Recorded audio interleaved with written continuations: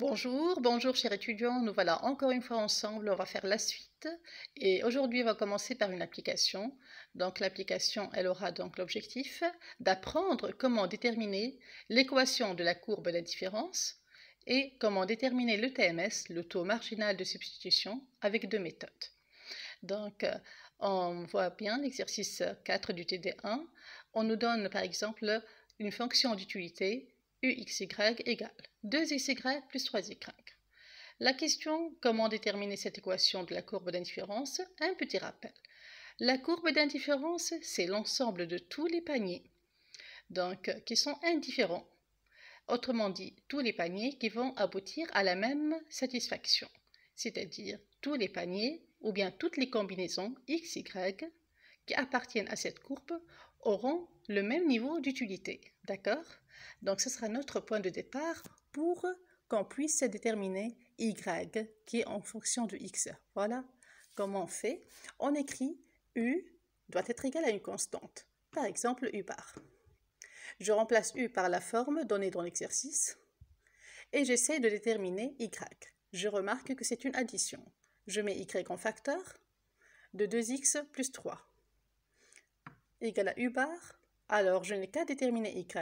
C'est une multiplication maintenant, ce n'est plus une addition. Voilà, ce sera le résultat sur le coefficient. Et comme ça, j'aurai l'équation de la courbe d'indifférence, mais c'est d'une façon générale. Si dans l'exercice, on vous précise pour un niveau d'utilité égal à 10, égal à 20, n'importe quelle valeur, vous n'avez qu'à remplacer u bar, la constante, par le niveau demandé. Ce sera dans notre cas 10 sur 2x plus 3. Toujours y en fonction de x, d'accord? Voilà donc la démarche. Et pour vérifier donc, ou bien pour rappeler si vous voulez, que toujours la courbe d'indifférence, elle est décroissante, elle est convexe, et si on a un ensemble de courbes d'indifférence, elle ne se coupe jamais, d'accord? Très bien. Donc, la question suivante, si c'est clair, on passe à comprendre comment on détermine le TMS. Le TMS, c'est le taux marginal de substitution.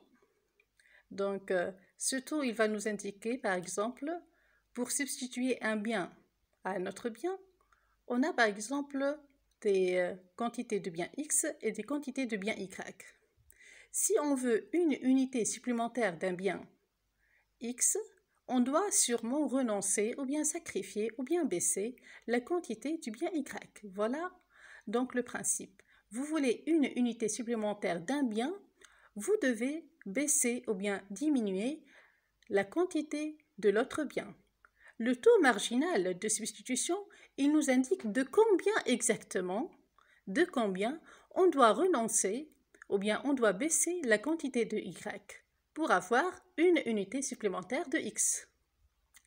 D'accord, ça c'est le principe. La formule, il y a deux formules, il y a deux méthodes. Donc la première méthode, c'est le rapport entre les deux utilités marginales, celle de x et celle de y. Donc on prépare l'utilité marginale de x en premier lieu, puis on prépare celle de y et on fait le rapport des résultats. Je rappelle l'utilité marginale de x, sa formule c'est la dérivée de u par rapport à x. Et u, dans l'exercice, la voilà. C'est 2xy plus 3y. On va faire la dérivée de u par rapport à x, puis on va faire la dérivée de u par rapport à y. On commence par la première. La dérivée de u par rapport à x. Remarquons que c'est une addition, d'accord? Alors, où est x? Il est là. Il est attaché à qui? À 2y. J'écris alors 2y. Dans la deuxième partie, il n'y a pas x. C'est considéré alors comme une constante. Puisqu'il n'y a pas x, je suis en train de dériver par rapport à x. Alors, la dérivée d'une constante, c'est un 0. Je n'écris rien, d'accord?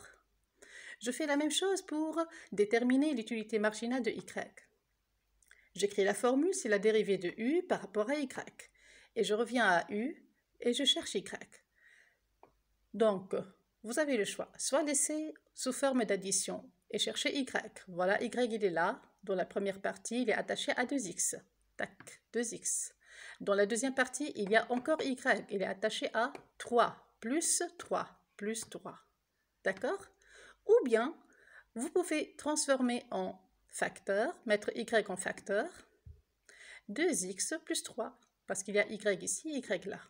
Et par la suite, si on va faire la dérivée de u par rapport à y, il suffit de dire y, il est là, il est attaché à qui? À tout ça, 2x plus 3 directement.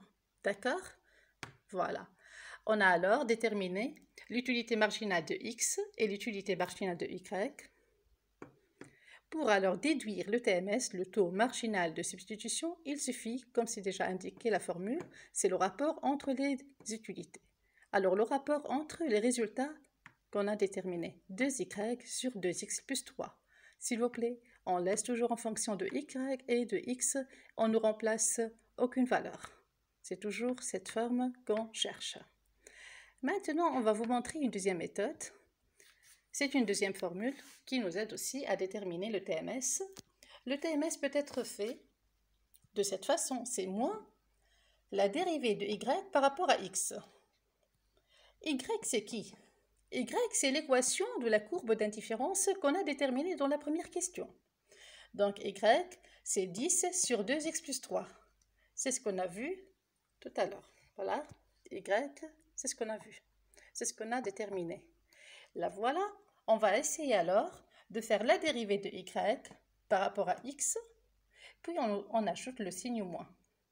On commence par faire la dérivée donc de y par rapport à x.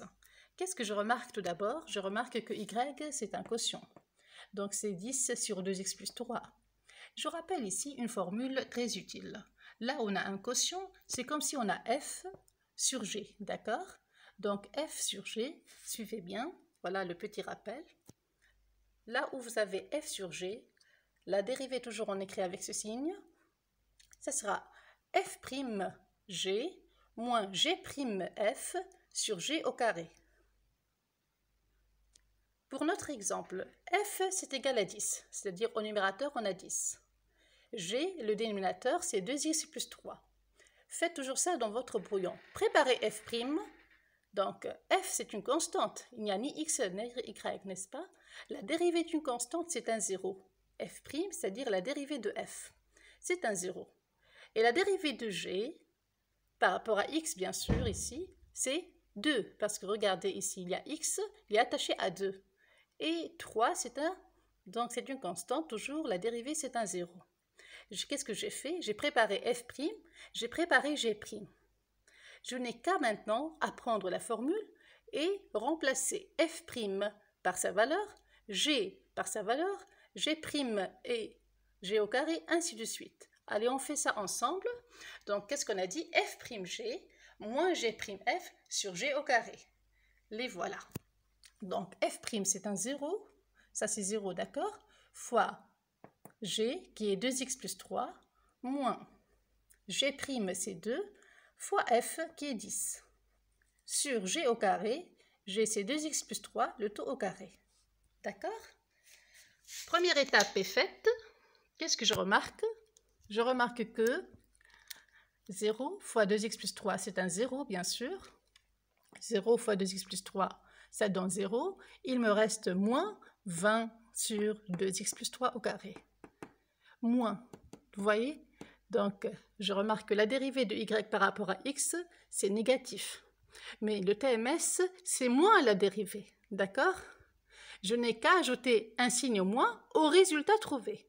Donc, le TMS, d'après la formule, c'est moins la dérivée de y par rapport à x. J'ajoute un signe moins à côté du résultat qu'on a trouvé. Ce sera moins 20, ainsi de suite. Moins avec moins, ça donne plus. Et ça donne 20. Ce n'est plus moins 20, d'accord?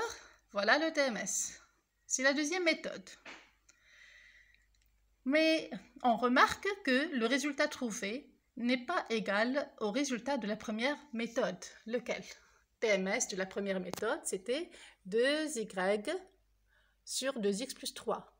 Et la deuxième méthode, on a trouvé 20 sur 2x plus 3 au carré. J'essaye avec une petite transformation d'aboutir au même résultat. D'accord? Jusqu'à ici, c'est correct.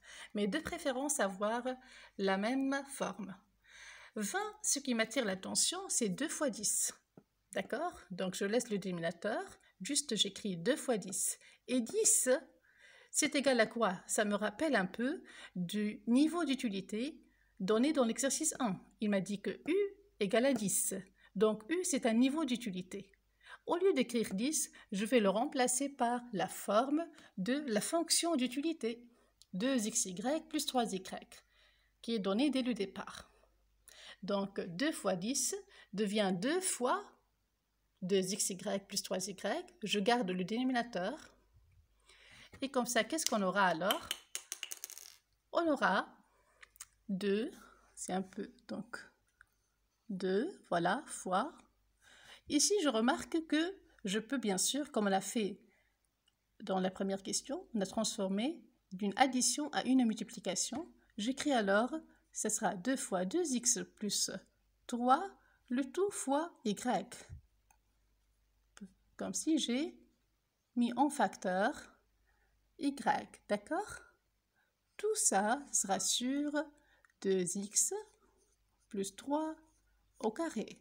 Pourquoi, madame, tout ça? Tout simplement pour avoir 2x plus 3 en haut, 2x plus 3 en bas. Je peux alors simplifier, voilà, tac, tac, et ça reste 2y. Donc, ça sera égal à 2y, voilà, 2 qui reste, y qui reste au numérateur, sur, si je simplifie, ça reste 2x plus 3 seulement, parce qu'ici, il y a le carré. La petite transformation nous aboutit alors au même résultat. Donc, le TMS est égal à 2y sur 2x plus 3, comme on l'a trouvé à la première méthode. D'accord? Voilà, 2y sur 2x plus 3.